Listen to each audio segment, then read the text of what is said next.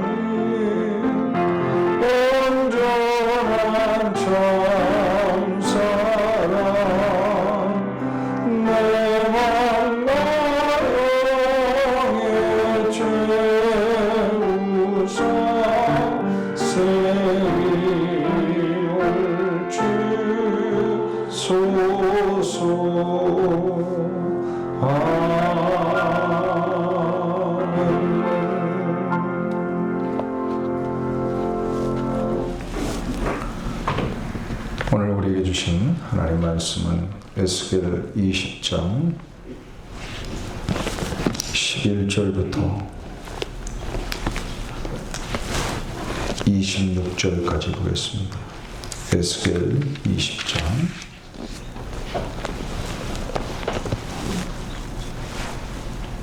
11절부터 26절까지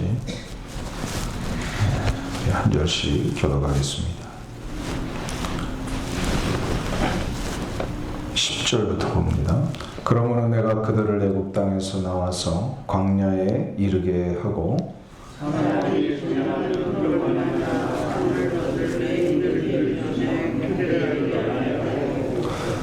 또 내가 그들을 거룩하게 하는 여호와인 줄 알게 하려고 내 안식일을 주어 그들과 나 사이에 표징을 삼았노라.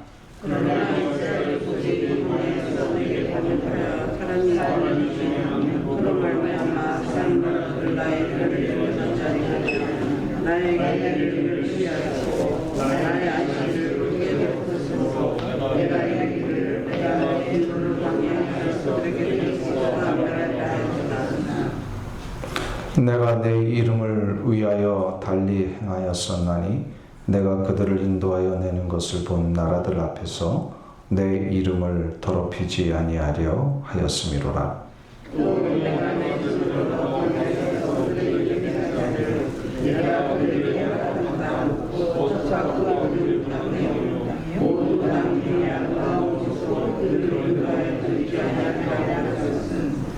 그들이 마음으로 우상을 따라 나의 규례를 업신여기며 나의 율례를 행하지 아니하며 나의 안식일을 더럽혔음이라.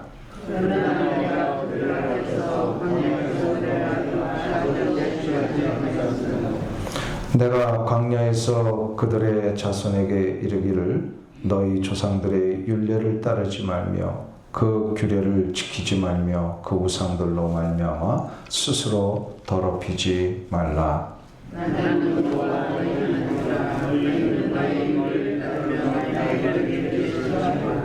또 나의 안식일을 거룩하게 할지어다. 이것이 나와 너희 사이에 표징이 되어 내가 여호와 너희 하나님인 줄을 너희가 알게 하리라 하였노라. 그러나 그들의 자신에게 반응하여 내가 진실하면 그로 말미암아 삶을 얻은 나의 길을 나가지 아니하며 나의 길을 가시되 나의 안식을 가시리라. 내가 나의 길을 내 문으로 드리며 내가 내 이름을 위하여 내 손을 막아 달리 행하였나니 내가 그들을 인도하여 내는 것을 본 여러 나라 앞에서 내 이름을 더럽히지 아니하려 하였음이로라. 또 내가 내 손을 들어 강에서 그들에게 내가 여러분도 가운데 이는 그들이 나의 규례를 행하지 아니하며 나의 율례를 멸시하여 내 안식일을 더럽히고 눈으로 그들의 조상들의 우상들을 사모함이며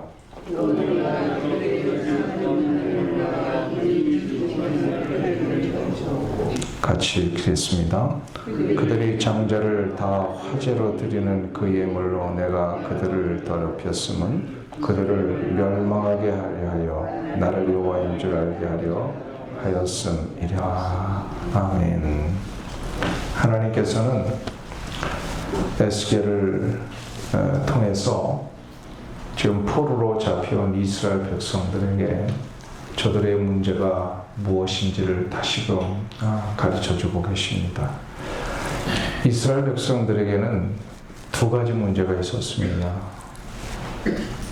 하나는 하나님의 말씀의 율례, 규례를 순종하지 않는 죄요. 또 다른 하나는 안식일을 더럽힌 죄입니다. 하나님이 가장 싫어하시는 두 가지를 다 해버렸어요. 이 두 가지 죄는 그 뿌리가 얼마나 깊었는지 1세대들의 출애굽 1세대들의 죄가 2세대들에게도 그대로 전가되었습니다. 그래서 오늘 보면 출애굽 1세대들에 대한 죄에 대하여 지적하시고 그것에 대한 징벌이 무엇인지를 17절까지 가르쳐 주신 다음에 18절부터 보면 이제 세컨 제너레이션입니다. 2세대들에 대한 그 잘못, 죄악 이것이 무엇인지를 하나님이 아주 책망을 하시면서 저들에게 징계를 하시겠다. 근데 1세대들은 죄를 짓고 나서 어떤 징계를 받죠? 다 아시다시피 가나안에 못 들어갑니다. 오늘 15절을 보세요. 15절 보시면 거기에 이런 말씀이죠. 우리 다 같이 한 목소리 읽으실까요? 또 내가 내 손을 들어 광야에서 그들에게 맹세하기를 내가 그들에게 허락한 땅 곧 젖과 꿀이 흐르는 땅이요 모든 땅 중에 아름다운 곳으로 그들을 인도하여 드리지 아니하려 한 것은, 그러니까 하나님이 1세대들에게 약속하셨지만 저들이 너무 죄를 짓고 하나님 거역하니까 어떻게 했어요? 너희들 가나안 땅 못 들어간다. 이게 아주 심각한 징벌이죠. 근데 2세대들에게는 가나안 땅을 들어갔는데 저들도 여전히 하나님을 바르게 섬기지 못했어요. 말씀 지키지 않았고 안식일을 더럽혔어요. 그래서 저들에게는 어떠한 재앙이 일어납니까? 오늘 본문에 의하면 23절을 한번 보세요. 같이 다시 읽습니다. 또 내가 내 손을 들어 광야에서 그들에게 맹세하기를 내가 그들을 이방인 중에 흩으며 여러 민족 가운데 해치리라 하였나니. 2세대들에게는요 가나안 땅은 들어갔지만 이제 다시 흩어버리시겠다. 다시 흩어버리시겠다. 그래서 결국은 저들은 바벨론 포로 이후에 일부는 돌아왔지만요 2000년 동안 저들은, 그리고 예수님 오실 때부터도 더 다 흩어지고 계속해서 다 흩어져 생활을 합니다. 왜 하나님께서 이토록 이스라엘 백성들을 호되게 책망하실 것일까요? 그 이유가 11절과 12절에 나옵니다. 저들의 죄를 다시 한번 하나님께서 지적하시면서 저들에게 원래 의도하셨던 게 뭔지를 가르쳐 주십니다. 11절, 12절을 같이 봉독합니다. 사람이 준행하면 그로 말미암아 삶을 얻을 내 율례를 주며 내 규례를 알게 하였고 또 내가 그들을 거룩하게 하는 여호와인 줄 알게 하려고 내 안식일을 주어 그들과 나 사이에 표정을 삼았노라. 11절 보시면 삶을 얻을 내 규례를 주셨다 하셨습니다. 이게 무슨 뜻입니까? 하나님께서 율법을 지키라 하신 이유가 나옵니다. 왜 율법을 지켜야 되느냐? 바로 이게 사는 길이기 때문입니다. 그 사는 길을 가르쳐 주시려고 율법 지키라. 그리고 12절에서는요. 안식일을 거룩하게 지키라고 하신 이유가 있어요. 그것만요. 안식일을 거룩하게 지킴으로 이스라엘 백성들을 거룩하게 하시려고. 그런데 어리석은 이스라엘 백성들은요. 이 사는 길이 아니라 망하는 길을 선택해 버렸습니다. 우상 숭배에 빠졌어요. 그러니 전혀 생명의 능력을 얻지 못하고 살잖아요.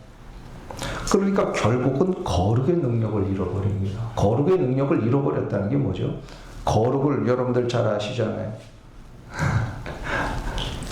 지사님 좀 가만히 계세요.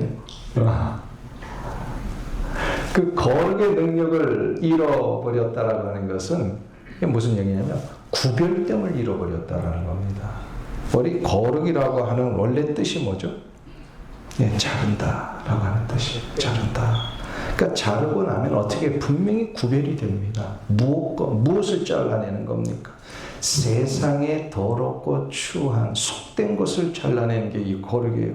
그래서 일시적인 것, 더러운 것 이거를 단절을 시키는 겁니다. 그렇게 되면 구별되니까 거룩한 존재가 되고 향기로운 존재가 되고 생명의 역사를 이루는 존재가 됩니다. 하나님이 이스라엘 백성들이 이걸 기대를 하신 거예요. 이렇게 너희들은 세상과는 다른 거룩한 존재로 살아야 된다. 이게 바로 잘라내는 것이고 거룩한 것이고 이것을 할 수 있는 유일한 방법이 말씀을 지켜 사는 것이고 안식일을 지키는 겁니다. 이게 되어야 거룩해지는 거예요.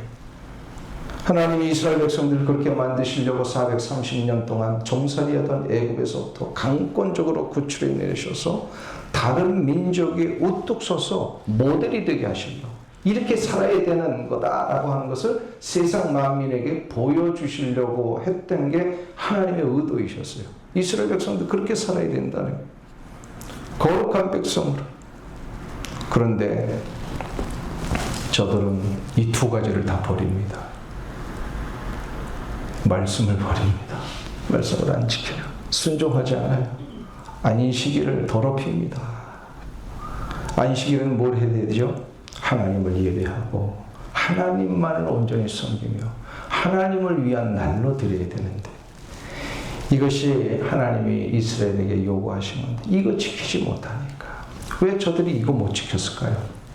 왜 말씀 순종해야 되고 안식일을 거룩히 지켜야 되는데 왜 이걸 못했을까요? 아주 치명적인 문제가 하나 일어납니다. 저들이 노예살이 하다가 보던 게 다 이 애굽에서만 보던 건데 광야에 들어오고 가나안에 들어가면서 자꾸 저들의 눈이 화려한 거, 가시적인 거 여기에 눈이 막 돌아가는 거예요. 왜냐하면 하나님은 영이시기 때문에 보이지 아니하시는 하나님이시잖아요. 보이지 아니하시는 하나님을 따르던 삶에서 가나안에 들어가 보니까 뭐예요?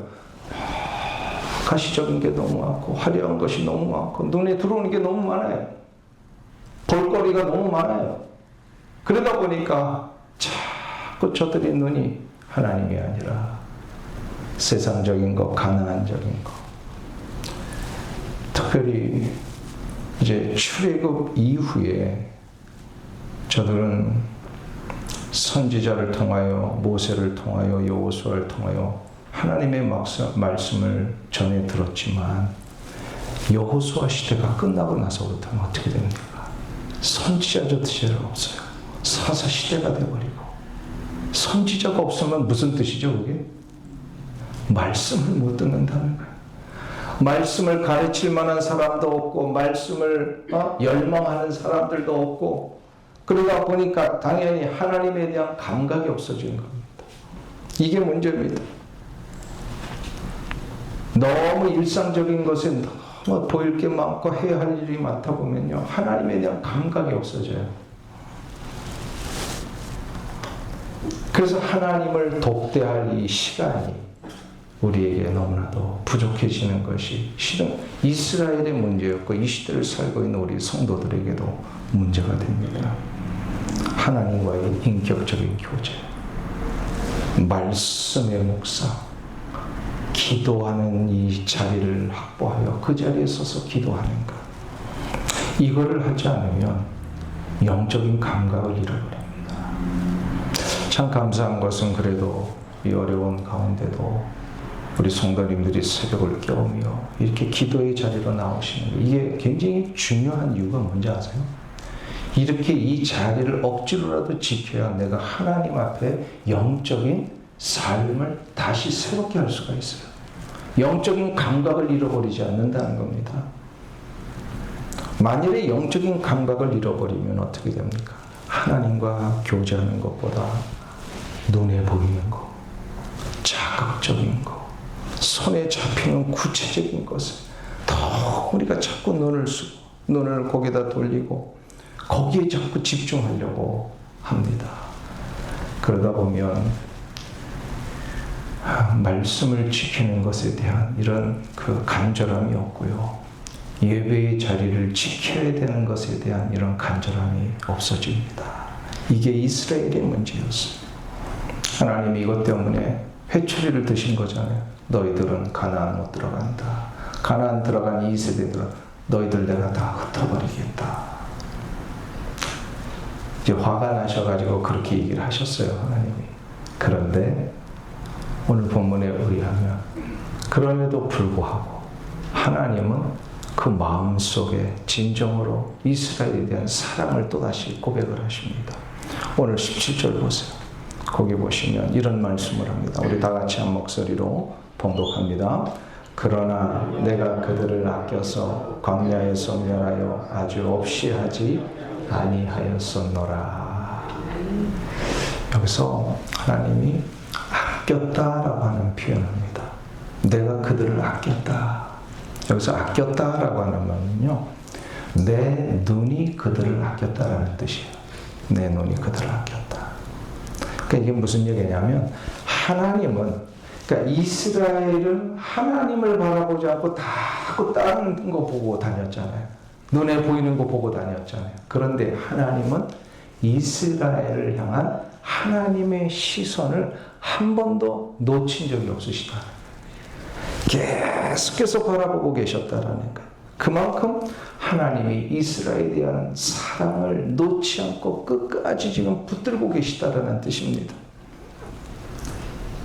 하나님의 위대한 종이었던 모세가 신명기 32절에서 이제 광야 40년을 마무리하고 1세대들이 거의 다 죽고 이제는 2세대들이 가나안을 이제 목전에 두고 들어가려고 하는 그 시점에 이런 얘기를 하셔요. 신명기 32장 10절인데요. 여호와께서 그를 황무지에서 짐승이 부르짖는 광야에서 만나시고 호위하시며 보호하시며 자기의 눈동자와 같이 지키셨도다. 이런 얘기를 하세요. 눈동자와 같이 지키셨도다. 하나님은 이스라엘 백성들을 자기의 눈동자와 같이 지키셨다. 이게 무슨 얘기입니까? 여기서 이 눈동자라고 하는 것은요, 히브리어 원래의 의미를 하면 작은 사람이라고. 작은 사람. 하나님의 눈으로 우리를 보시면, 우리도 그렇죠. 누군가 사람을 보면 그 사람은 내 눈동자를 볼 때 누가 보여요? 내가 보입니다. 그러니까 눈으로 하나님이 우리를 보시면 하나님의 눈동자에 우리가 비춰지고 들어옵니다. 다시 말해서 우리가 하나님의 눈에 작은 사람으로 담겨 있다는 뜻이에요. 후에 이것을 라틴어로 번역을 할 때 apple of the eyes라고 이렇게 번역을 합니다.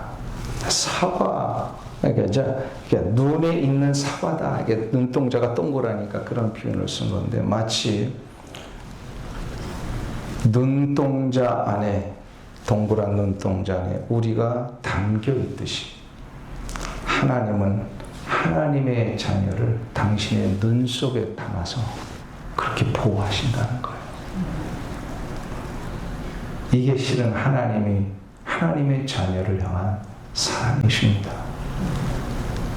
그래서 에스겔의 주제는 심판이 아닙니다. 회초리 때리시 했던 하나님의 분노를 막 바라시는 게 에스겔의 주제가 아니고요. 바로 하나님의 사랑입니다. 하나님의 사랑이 에스겔의 주제. 끊임없는 하나님의 일방적인 구애. 우리는 맨날 딴청하고 있는데 근데 여전히 하나님은 우리를 향한 이 시선을 갖고 계시는 거예요. 이것이 바로 이 시대를 살고 있는 하나님의 우리에 대한 마음이시기도 합니다. 신앙생활을 잘한다는 게 뭐죠? 어떻게 하는 게 신앙생활을 잘하니까? 바로 하나님의 우리를 향하신 그 눈동자 시선을 우리가 기꺼이 응해드리는 겁니다.